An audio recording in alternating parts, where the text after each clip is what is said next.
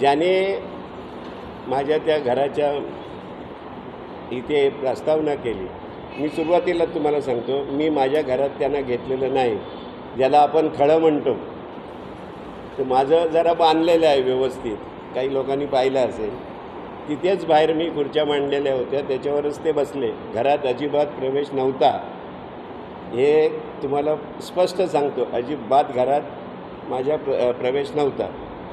बसल्यानंतर ज्याने प्रस्तावना केली तो मनुष्य, त्याचं नाव आहे मनोहर कदम. त्याला आम्ही सगळे भाई म्हणतो.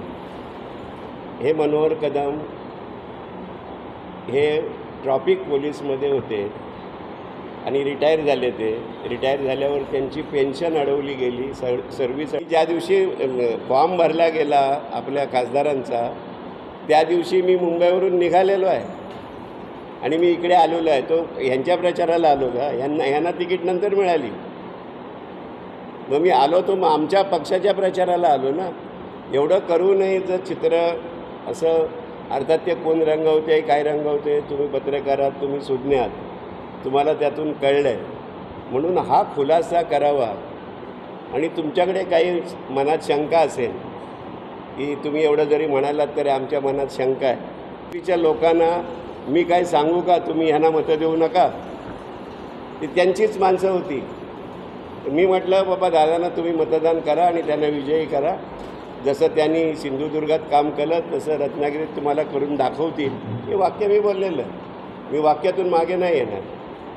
मी हेही सांगितलं की सिंधुदुर्गाचा विकास त्यांनी भरपूर केलेला आहे. आता त्यांना संधी मिळाली आहे, ते इकडे तुमच्या रत्नागिरीचा पण विकास करतील. संदीप मालपेकर यांच्या घरी झाली. त्यानंतर ते खलिफेबाईंना भेटले, त्यांच्याकडे त्यांनाही ते भेटले. त्याची चर्चा कुठेच आली नाही. गणपतीचीच चर्चा आली. त्याबद्दल मला खेद वगैरे काही नाही, कारण शेवटी मी जवळचा असल्यामुळे ती चर्चा होऊ शकते.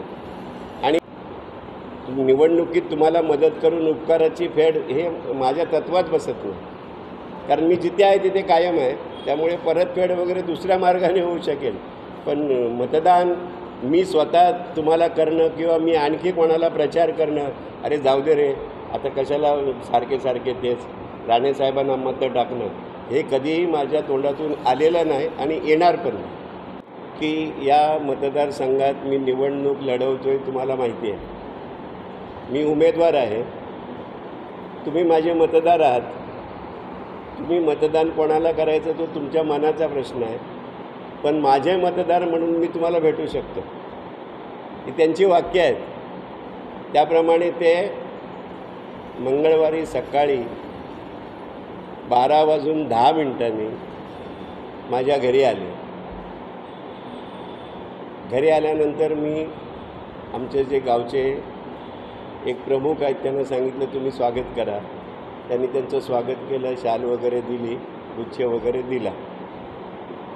इथपर्यंतचा सगळा व्यवहार सगळा व्यवस्थित होता. प्रश्न जो पुढे घडला, माझ्या घरी जुनी मैत्री जपलीत त्याबद्दल तुम्हाला धन्यवाद. पण तुम्हाला विनम्रपणे तुम्हाला सांगतो की मी माझं मतदान तुम्हाला देणार नाही.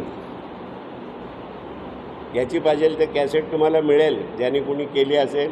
पण यूट्यूबला ही दाखवली असं मला कळलं. यूट्यूबला दाखवली की मी माझं हे वाक्य आहे, तुम्ही जरी आलात तरी मी मतदान करणार नाही. पण मला सांगायला खेद वाटतो की मीडियाने तेवढंच वाक्य बाजूला ठेवून दादा तुम्ही उभे राहा, मी तुमच्या पाठीशी ठामपणे आहे, असं जे चित्र रंगवलं गेलं. त्यामुळे मला एवढं दुःख झालं की माझं एक राजकीय कारकीर्द परत काय माझा अंत होतो आहे की काय. परंतु तुम्ही विचार करा की सोमवारी या मतदारसंघामध्ये खासदार साहेबांच्या 5 सभा झाल्या. त्या 5ही सभेला मी हजेरी लावलेली आहे. ओणीची एक सभा सोडून 4ही सभांमध्ये माझी भाषणं आहेत. आणि सेकंड डेला हे घडलं. जर मला जायचंच असतं किंवा त्यांना मदतच करायची असते तर ह्या 4 सभेंना मी हजेरीच लावली नसती.